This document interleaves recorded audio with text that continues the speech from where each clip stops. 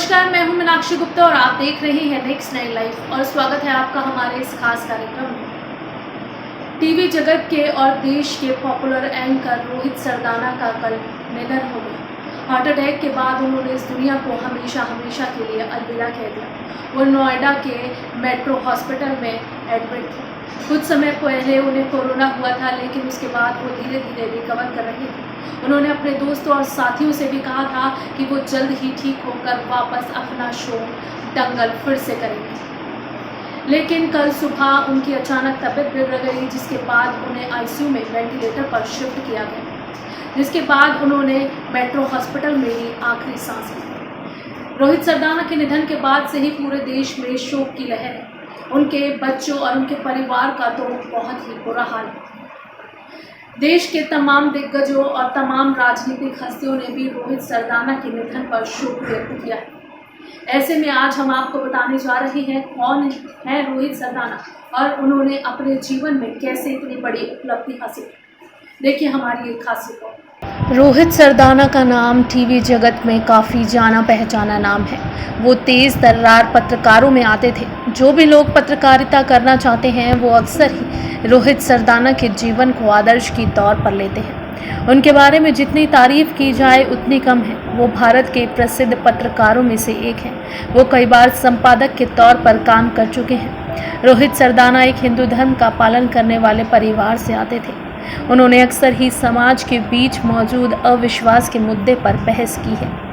रोहित सरदाना का जन्म 22 सितंबर को हरियाणा के कुरुक्षेत्र में हुआ था। वो हरियाणा के ही मूल निवासी थे। उनकी पत्नी का नाम प्रमिला दीक्षित है। रोहित सरदाना की 2 बेटियां हैं, जिनका नाम मिट्ठू और काशी है। वो अक्सर ही अपनी बेटियों के साथ अपनी फोटो सोशल मीडिया पर शेयर करते रहते थे और दिन भर की रोजाना अपडेट्स विवाह अपने सोशल मीडिया पर डालते थे। उन्होंने अपनी पढ़ाई कुरुक्षेत्र हरियाणा से ही की है। स्कूली शिक्षा प्राप्त करने के बाद वो हिसार चले गए थे। हिसार में उन्होंने गुरु जम्बेश्वर विश्वविद्यालय विज्ञान और प्रौद्योगिकी विज्ञान में स्नातक हासिल किया। फिर उन्होंने कम्युनिकेशन में मास्टर्स किया और एंकरिंग की दुनिया में आ गए। उन्होंने अपनी नौकरी एक रेडियो स्टेशन से शुरू की थी। उन्होंने 1.5 साल तक सिटी केबल में काम किया।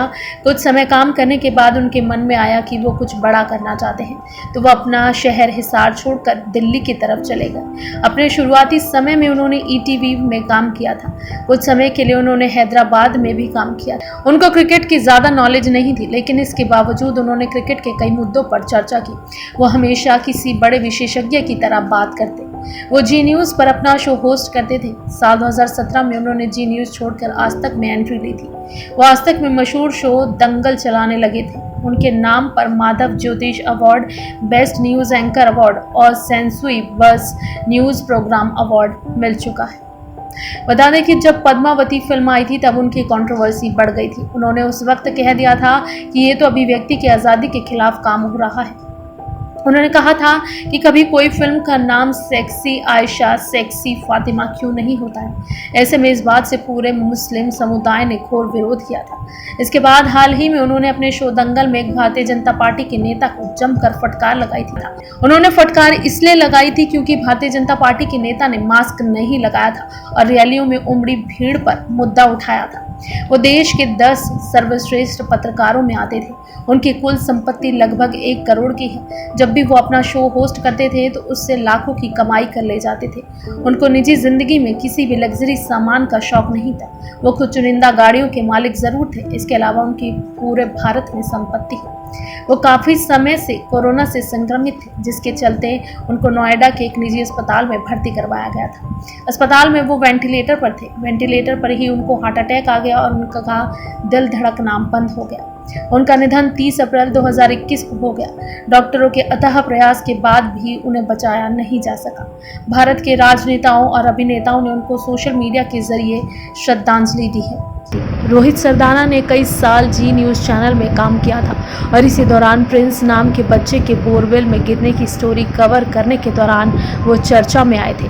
रोहित सरदाना का हिसार से गहरा नाता रहा है। उन्होंने गुरु जम्बेश्वर विश्वविद्यालय में ही पत्रकारिता की मास्टर डिग्री हासिल की थी। रोहित 2 साल तक हिसार में रहे और उसके बाद भी विशेष मौक़ों पर हिसार आते रहते थे। वो हमेशा कहते थे कि उनका हिसार से एक अलग सा जुड़ाव सा है। 2014 में जीजेयू में आयोजित एक सेमिनार में भी वो शिरकत करने के लिए पहुंचे थे। रोहित सरदाना मुख्य रूप से हरियाणा के कुरुक्षेत्र जिले के रहने वाले थे। उनके पिता रतन चंद सरदाना कुरुक्षेत्र में गीता स्कूल के प्रिंसिपल रहे हैं। वहीं उनके बड़े भाई की आर्य मार्केट में कंप्यूटर की दुकान है। एक छोटी सी जगह से उठकर रोहित सरदाना ने बड़ी बुलंदियों को हासिल किया था। अब आने वाले दंगल कार्यक्रम में उन्हें खासी पहचान मिली। उनके निधन पर यूपी सीएम योगी आदित्यनाथ और देश के गृह मंत्री अमित शाह ने भी ट्वीट कर शोक जताया है। उनके निधन से देश में मीडिया जगत में शोक की लहर दौड़ गई है। 2014 में जीजेयू में सेमिनार में संबोधन के दौरान रोहित सरदाना ने कहा था कि छोटे शहरों से उठकर तरक्की करने वाले लोगों की बात ही कुछ और होती है। वो दूसरों के लिए उदाहरण बन जाते हैं। मैंने भी हिसार में पत्रकारिता में मास्टर डिग्री हासिल की और ठान लिया कि मुझे भी किसी बड़े न्यूज चैनल के कैमरे पर आना है। शुरू में झिझक भी हुई, मगर जब मौका मिला तो इसे अवसर में बदल दिया। पीत पत्रकारिता विषय पर बोलते हुए उन्होंने कहा कि हमें ये नहीं देखना कि बाकी क्या कर रहे हैं, हमें ये देखना है कि हम क्या कर सकते हैं। चैनल भी आपकी निष्ठा को देखते हुए बहुत सी चीजों में पॉलिसी से उलट जाकर कार्य करने की अनुमति देता है। इसलिए हमें हमेशा समाज की भलाई के लिए ही पत्रकारिता करने की ठान लेना चाहिए। रोहित सरदाना अपने शिक्षकों से बेहद लगाव रखते थे। वो जब भी जीजेयू आते तो विद्यार्थियों को पत्रकारिता में सफलता हासिल करने के मूल मंत्र जरूर बताते। रह रहकर अपने शिक्षकों का सम्मान करने की बात भी कहते। 2014 में एक सेमिनार में पहुंचे तो अपने शिक्षक जनसंचार विभाग के पूर्व अध्यक्ष प्रोफेसर प्रमोद कुमार जैना के प्रति उन्होंने विशेष सम्मान होने की बात कही। वहीं साथ ही प्रोफेसर मिहिर रंजन पात्र, प्रोफेसर विक्रम कौशिक और अन्य पत्रकारों से जुड़े किस्सों के बारे में भी बताते रहे।